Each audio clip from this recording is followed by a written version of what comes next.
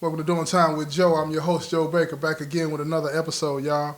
The other day, I was having a conversation with my friend Brian. Uh, we work together. He's a barber in the rec department. And he was telling me about a conversation that he had with his wife, Reese, um, about me possibly doing a show about who I was before, during, and now. As far as my transformation, the type of person I was, and what brought about my change. And she thought that was important because she was reflecting upon her time, her brief time that she had on the other side of the law, and what brought her to that change, her kids and things like that, her faith. Um, and I thought that would be a good show. And we were talking about it in the hallway, and we were having such a good conversation. I was like, yeah, I need to go ahead and do this. I think people will enjoy uh, this type of conversation. So that's what we're going to do. I'm going to call this episode My Transformation. I hope that you enjoy it.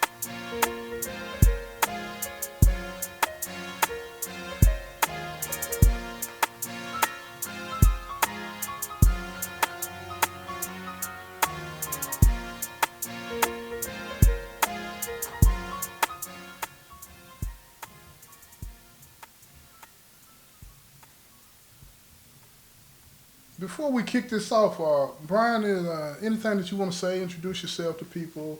Anything you want to say? Like you said, man, I was talking to my wife, and she asked me that question also, but I asked her about it, and she said What 30 did you say? When she asked you about she asked your me transformation? what caused me to change, Yeah. what changed my mindset, my own look on my life and life and period. But she said, what made you change? Because she said that's what drew me to you. I said, well, mainly because of God, Mm-hmm. because I want to be the type of man that God, expects me to be, live my life through Him, for Him, by Him, and also my kids, my family and stuff, because I want to be the type of person that they can look up to and come to. I don't nobody, because you got to think what we do affects everybody around us that loves us, because Right.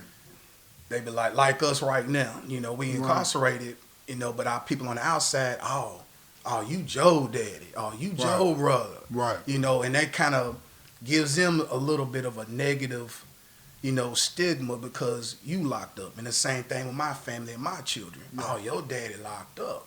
Right. So, but it caused me to, all right, I really do need to analyze myself. And What was your process like? What was that like? How did you get to that point? Because it doesn't happen overnight. It didn't happen for me like that. So tell me what your process was like. Well, it's mainly, man. I mean, I had us being in here, man. It gives us a lot of self-reflection. Think about what we want to do with our life, And what really made me, man, is what do I want to be remembered as? What do I want to be remembered as? A good person that was kind, loving. So what was giving? going on when you had that moment? What was going on in your life where you had that moment when you said, Like right now, I wanna got be remembered like for this. like right now I got life sentence with the possibility, and I was really on the verge of a nervous breakdown, depression, going through what I was going through when I first got locked up the first few years of my life. Right. And I was like, man, I really didn't like who I was, and and I keep it real, man, and I really I didn't like looking in the mirror. I didn't. Right. And this may sound crazy, I would really brush my teeth in the shower so I didn't have to brush my teeth when I'm in the cell looking in the mirror. I would brush my teeth while I'm in the shower because I really didn't like myself. I get that.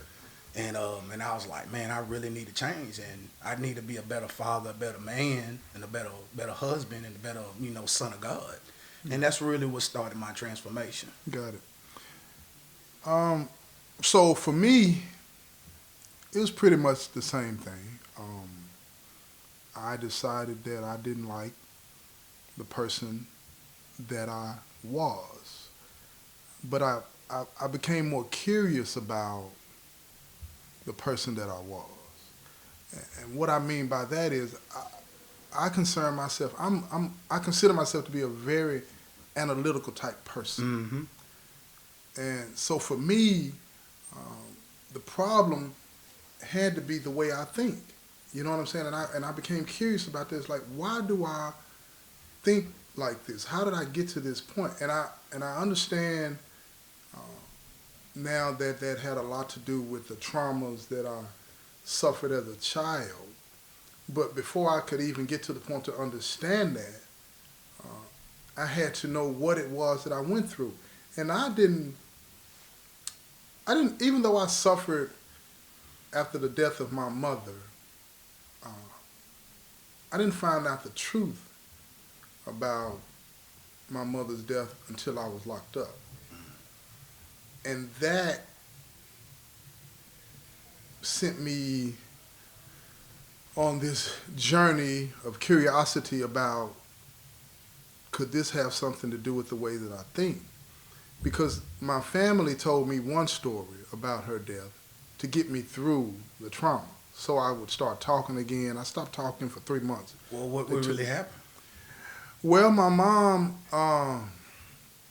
she was murdered, but when she died, initially I was told that, give me a sec.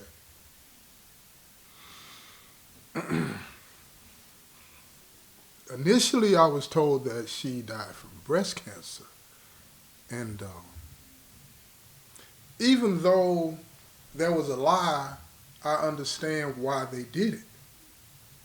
They were trying to get me through the trauma that I was suffering from her being gone, because I was a kid.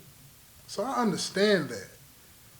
But it also set me on a path of burying stuff, not dealing with my emotions. I mean, I'm a kid though. Right. I don't know what's going on psychologically, but it put me in a position of not dealing with stuff.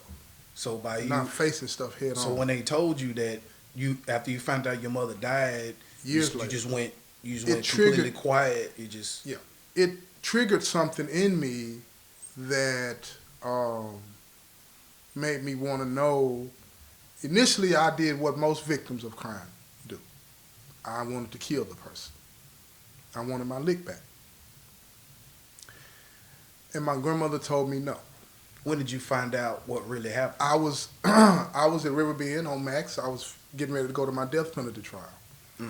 And the people that were helping pick my jury, they had to do interviews with me in the event that I did get found guilty for my pre-sentencing report that would be submitted to the judge and the jury before they made a decision whether to kill me or not.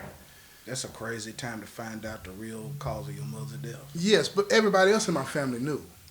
But they, because of the way I responded to my mother's death, they just thought the time was never right to tell me, because they didn't want to tell me and I'd go back into some state of, you know what I'm saying, not talking or whatever the case may be. So over the years, because I called my grandmother immediately after I was told what I was told by the interviewer. And she said, baby, it just never seemed the right time.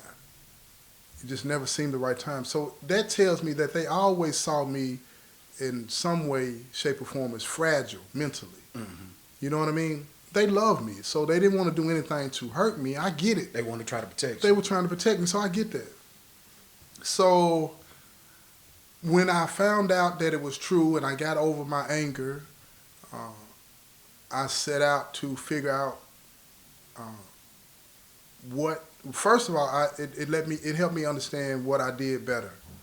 You know, the pain that I caused my victims, because I felt exactly how I imagined that they felt about me. You were put in their shoes. Right, so I felt that. I get it. Right. I got it on the level that I don't think I would have been able to get unless that information would have been given to me. You see what I'm saying? So I got it. So that set me on a journey to where I get it. I don't want to do this. I don't want to cause this pain to anybody else. You see what I'm saying? So I got that. But it didn't stop me from doing things still criminally. You see what I'm saying? Because my brain, it was baked in a way to think a certain way about certain things. You see what I'm saying? So I became curious about that early on. Why do I see this that way? You know what I mean? And I didn't have a therapist to go to help me figure out all of these, you know, the nuances about how the brain works and how you think and all this and that. So I would just ask people that worked at the prison that I thought was smart, and they would tell me certain things. Sometimes I would be fortunate enough to be able to talk to a nurse, and they would tell me things, but it really wasn't until my sister became a therapist that she was able to say certain things to me in our private conversations that helped me to understand that I might be suffering from PTSD, and every time I get to a point to where something triggers that original feeling that I felt when my mother died, when I was told that she died, when I heard she died, I would always do something negative. You go into that emotional state. Yes, and without knowing what and it was always something negative, but it was negative to get through that moment. You should, it depended on what crowd I was in. If I was around a crowd of people that was doing right, I was doing right. When I was a crowd around people that were doing wrong because I wanted to be accepted by them, I would do wrong. You feel what I'm saying?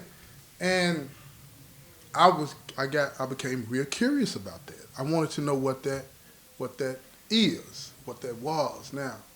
And so that was the process that got me to that point. You know, after the process, after I learned how my brain worked, as far as how I would get triggered by certain things or whatever, I tried to avoid certain things, but I feel you know what I mean. You can't avoid it. But go ahead. So now, how long have you been locked up when you started really making real change in your life, in your your thinking, your way of thinking? When did your thinking really change? Okay, I can tell you when my thinking really changed, but I didn't step away from the lifestyle that I was living. I tried to have both because I saw. I learned that later on, right? But I learned it was the early 2000s, man, where it's like, okay, I know how my brain works. I know when I'm getting put in a situation where, you know, it's a trigger. I started to pay attention to my body. You know, like my hands would sweat, my heart rate would go up, and all this. I pay attention to that, and I would notice that when that would happen, depending on the circumstances, oh, here comes a lie. Here comes a lie. It's going to tell me that it's cool to do this or whatever the case may be, and I stopped doing it. But I thought I was so smart that I could balance that. Now that I know what the problem is, I could still be a gangster. You feel what I'm saying? And live this lifestyle. Right. But I don't have to act like that. And it just didn't work. It didn't work because the things about the lifestyle, it was baked in that it's got to be wrong. You know what I mean? It was baked in that it has to be, you know, what you do is wrong. So no matter how much I had changed, as long as I continued to live that lifestyle, I was going to still be doing bad stuff. You feel what I'm saying? So even though I knew and understood the way my brain worked, as long as I continued to live like this, all right. it didn't matter. So would you say your real change was when you really put down, really trying to be gangster and really started squaring up? I mean, Yeah. That was in 2008. That's when you really put all that to the side. I retired from the lifestyle. And shortly after that, and this is funny, this shows you how God works, I was transferred from the facility that I had been at for 8 years and around all the people that knew me as the gangster that I was. You feel what I'm saying? I got transferred to another facility and I could start all over at that facility and tell people that I'm retired. And they respected it for the most part, but they would still come back and ask. And I would find myself from time to time stepping back over in there because it would still give me certain privileges. Phone, drugs, stuff like that, right? And I remember my cousin Tony telling me, he said, even though he's sitting right there in the room with me bagging up dope, he was telling me, he was like, you can't keep doing this. He said, you don't even like this no more. You know what I'm saying? He didn't like it at all. I had talked them into doing it because we needed some money. The shelf was empty. You feel what I'm saying? I don't do without. You know what I mean? So he went along with it because he looked up to me. Right. Right? Right. Not because he agreed with it. He never agreed with it. He just did it because he looked up to me. And that manipulative part of me was still there. See what I'm saying? Right. And I realized, and he would tell me, he said, you don't even like doing this no more. And everything that I did, I would get convicted by it. You know what I'm saying? That's your conscience. It's my conscience. Right.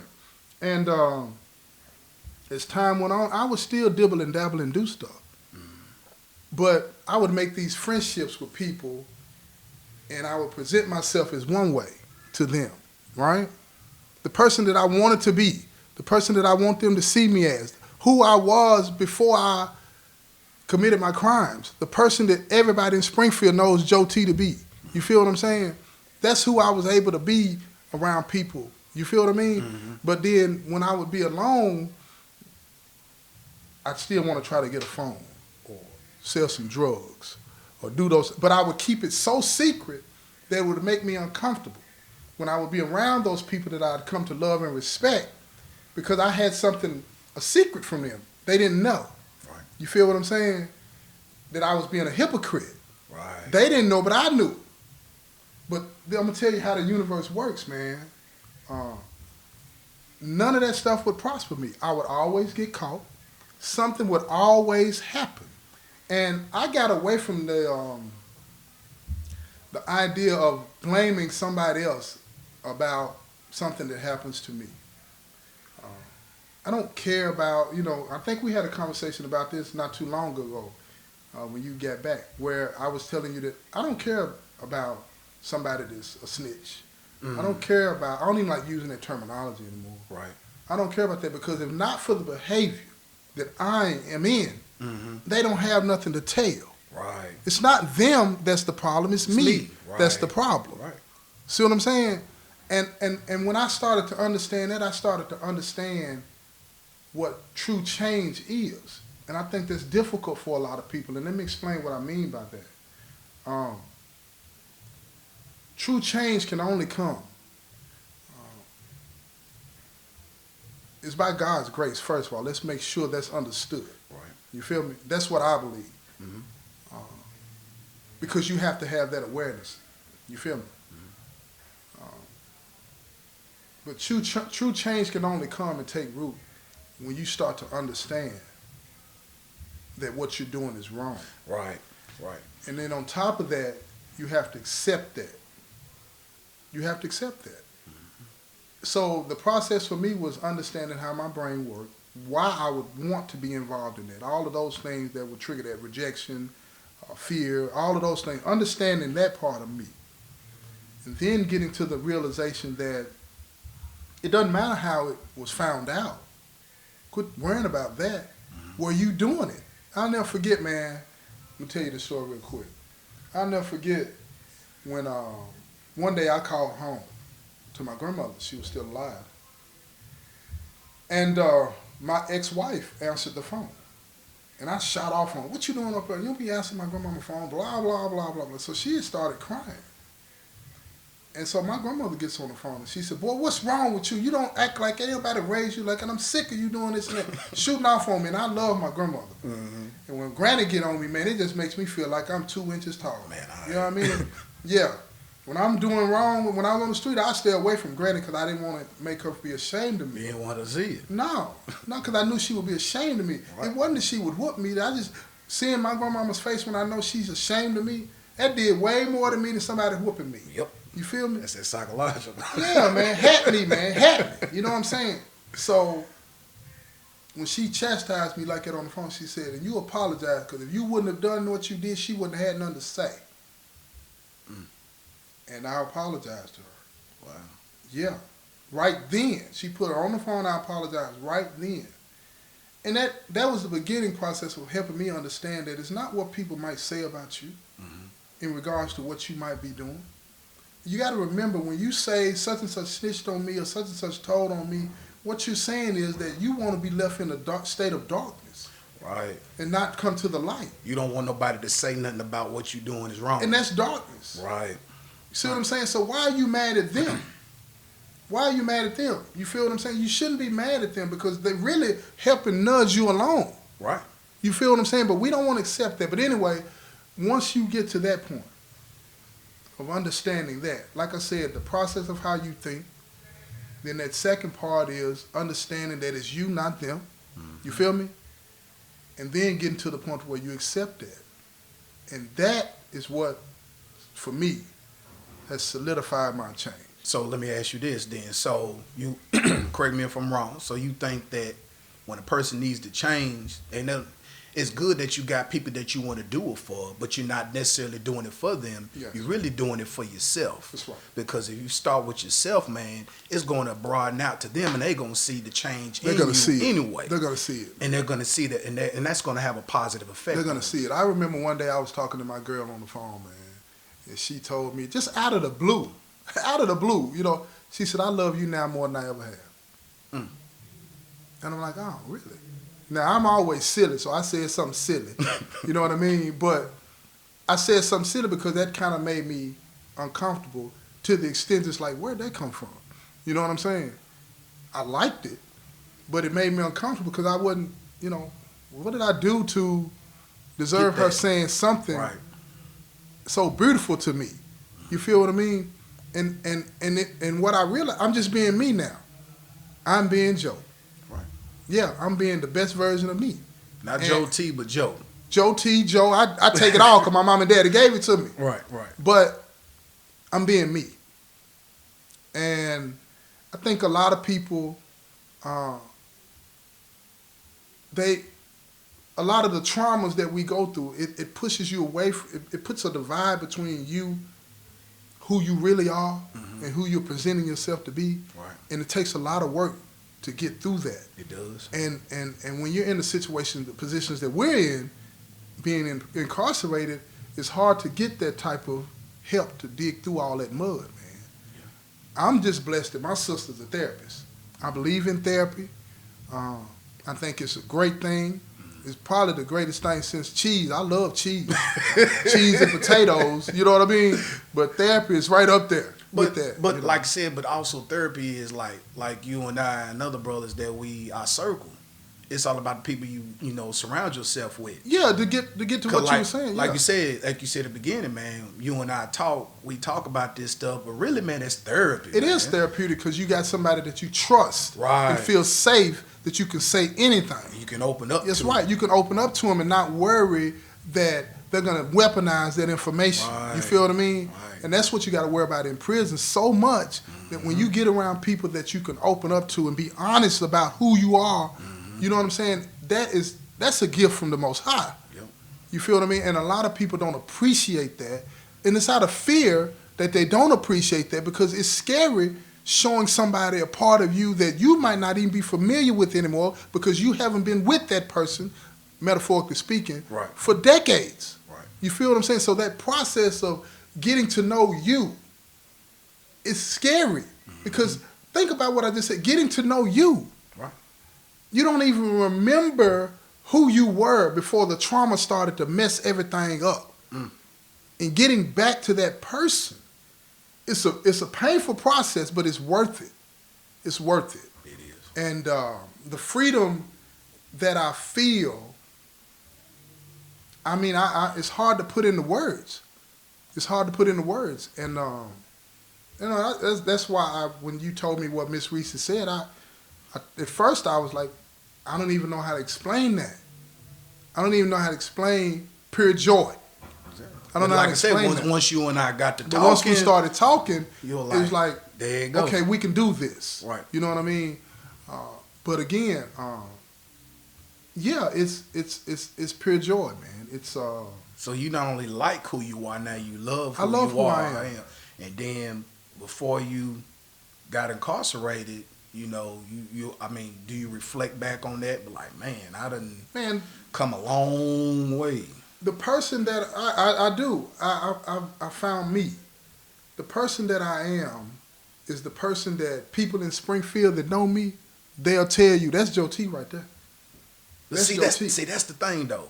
Well, I'm from Gallatin. A lot of people remember me, Brian, from back then because they ain't seen me or talked to me in 20-something years. Same Right. thing with you. Right. A lot of them don't know Right. Joe now. All they remember is Joe back then. But when Right. we touch down one day, Mm-hmm.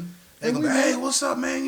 No, bro, I ain't on that no more. Yeah, but let me be more clear when I say, see, the people that know me in Springfield, they know me before the nonsense. I'm talking about who I really am, who you see right now. Right.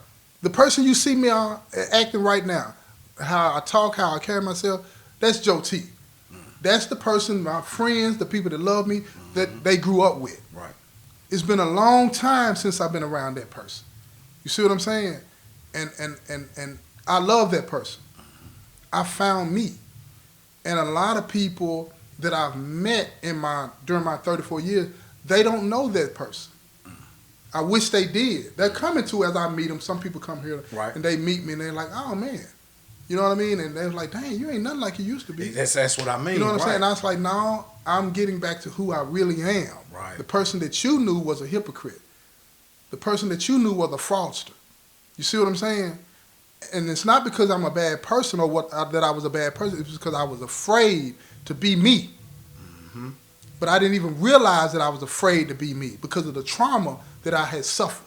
Mm-hmm. And that's what a lot of people got to understand. There's a reason that you became the person that you became. You feel what I'm saying? Right. It's something behind that thought process that played into that made you think the way you thought. You understand what I'm saying? Right. And that's everybody. That's everybody. But a lot of people don't get that. They don't get that. And that's unfortunate. But like I say, but that's why I think therapy is the greatest thing, you know what I'm saying? A lot of us just need to take the time, man, whether in here or out there in the world, man, just really just sit down sometime, man, just really analyze yourself and analyze your life. Yeah. Are you really living your life how you want to or how you should? You know? Yeah, but it get back to something that we heard in church last week. Man, When you're hearing those voices, who is that? who's talking to you? Who's talking to you? You know Man. what I mean? You got to ask yourself those types of questions. But you have to be. Let me say this too, where I want people to understand something, because somebody else asked me, "How do you do that all day, every day?" My goal every day is to live God conscious. Okay? I'm constantly thinking about what the Most High wants me to do. I mess up more than I get it right. Same here. You know what I mean? I'm not finna sit here and stunt. But deliberately doing something to interfere with the bond, the awareness that I have with the Most High now, never do it. Never do it.